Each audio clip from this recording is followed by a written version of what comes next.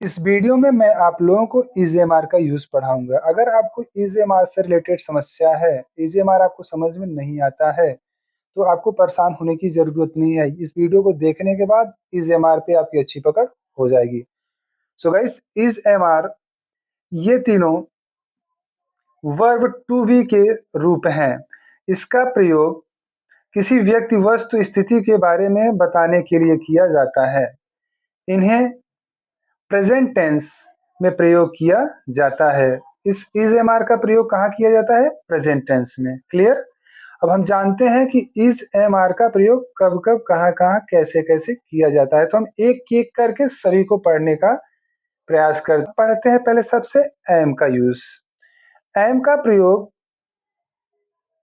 सिर्फ मैं के साथ होता है। स्ट्रक्चर जानते हैं। पहले हम क्या लिखेंगे? आई, फिर एम, फिर कॉम्प्लीमेंट। ठीक है, कॉम्प्लीमेंट मीन होता है पूरक। सब्जेक्ट का दूसरा रूप प्रेडिकेट में पाने को ही कॉम्प्लीमेंट कहा जाता है। जैसे मैं एक छात्र हूं, तो जो छात्र है वही मैं है, और जो मैं है वही छात्र है। तो जो मैं है वो सब्जेक्ट है, और ये जो है छात्र, वो कॉम्प्लीमेंट है। तो आपको स्ट्रक्चर के हिसाब से इस सेंटेंस का ट्रांसलेशन करना है। तो हमने लिखा यहाँ पे आई, मैं की अंग्रेजी क्या होगी? आई। फिर एम लिखा। फिर एक छात्र, ए स्टूडेंट। क्लियर? तो आई एम ए स्टूडेंट। दूसरा देखते हैं एग्जाम्पल। मैं खुश हूं, मैं खुश हूं। तो I am happy.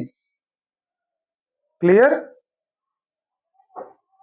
So guys, इसका प्रयोग ही, सी, इट या किसी एक वचन नाम, सिंगुलर नाउन के साथ होता है। बहुत ही अच्छे से, बहुत ही आराम आराम से आप सबको समझना है और पढ़ना है। क्लियर? अगर आप फ्रेशर हो, आपको इंग्लिश के जो इज एम आर के जो यूज हैं वो नहीं आ रहा है, तो आप इस वीडियो पे आए हैं तो बहुत ही अच्छे से समझने का प्रयास करिएगा। तो देखते हैं हम स्ट्रक्चर को और पढ़ते हैं। सो गाइस, पहले हम स्ट्रक्चर में क्या पढ़ेंगे? ही या सी या इट या नेम। ठीक है, जो सब्जेक्ट के रूप में आता है। फिर उसके बाद हम लिखेंगे इज, फिर लिखेंगे कॉम्प्लीमेंट। ठीक है, चलिए थोड़ा सा आगे चलते हैं और एग्जाम्पल की तरफ।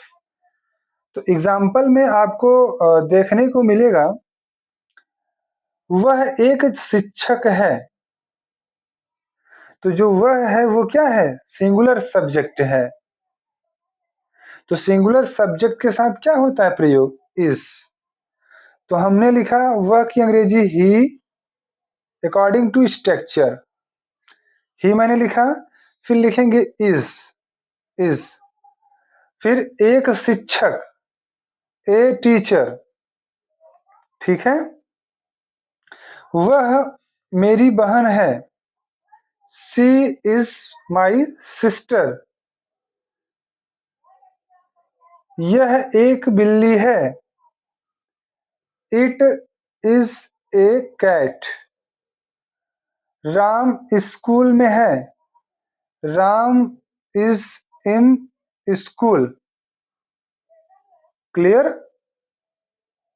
और इसके साथ साथ मैं आपको बतला दूं, सेंटेंस में वर्ब न पाया जाए, जिस सेंटेंस में वर्ब न पाया जाए, तो उस सेंटेंस में प्रेजेंट में है अगर वो सेंटेंस, तो वो कर्ता के हिसाब से इज एम आर का प्रयोग किया जाता है। ठीक है, जिस सेंटेंस में वर्ब न पाया जाए। ठीक, फिर आते हैं थोड़ा सा हम और आगे आर की तरफ।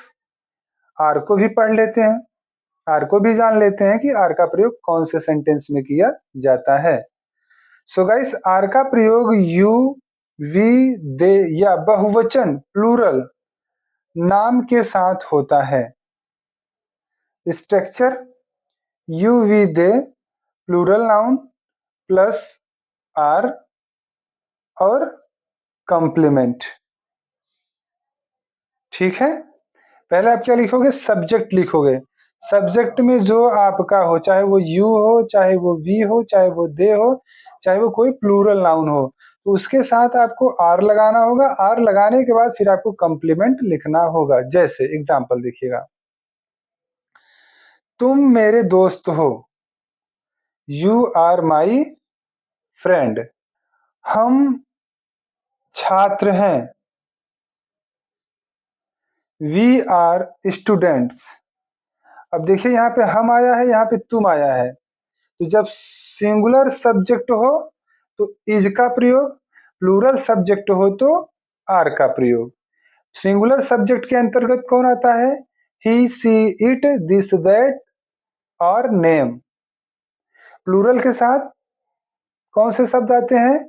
आई, we, they, you, these, those या प्लूरल नाउन। क्लियर? इस तरीके से हम इज एम आर का प्रयोग करेंगे।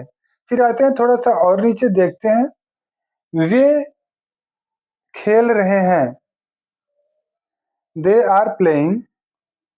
कुत्ते जानवर हैं, डॉग्स आर एनिमल्स। तो इस तरीके से हमें सेंटेंस को समझना है, पढ़ना है, और फिर जब आप किसी भी सेंटेंस का अनुवाद करने जाना तो सबसे पहले आपको सब्जेक्ट देखना है। सब्जेक्ट आपका सिंगुलर है कि प्लूरल। अगर सिंगुलर रहेगा तो सिंगुलर के साथ इज, और अगर प्लूरल है तो प्लूरल के साथ आर, और अगर आई है तो आई के साथ एम का प्रयोग किया जाएगा। क्लियर?